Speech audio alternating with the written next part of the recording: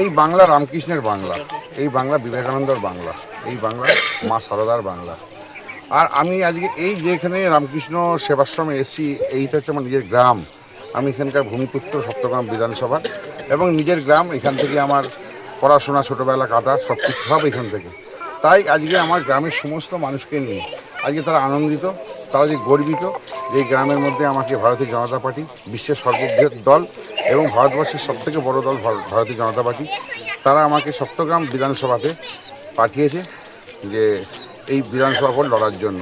আমি তার জন্য দলের সমস্ত নেতাদেরকে এবং দলের সমস্ত কার্যকর্তাদের আমি আমার শ্রদ্ধা প্রণাম জানাচ্ছি, এবং তার সাথে আমার গ্রামবাসীকে যারা যেখানে আছে তাদেরকে বয়স্কমে সকলকে আমি আমার শ্রদ্ধা প্রণাম এবং ছোটো ছোটো ভাই বোনদেরকে ভালোবাসা জানিয়েছি।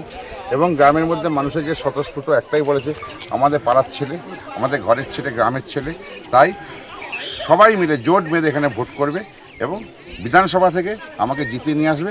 আমার যারা কর্মীরা আছে, যারা গ্রামের লোক আছে, সবাই মিলে খেটে আমাকে জিতিয়ে নিয়ে আসবে সপ্তগ্রামের উন্নয়নের জন্য, এটা নিশ্চিত আমি।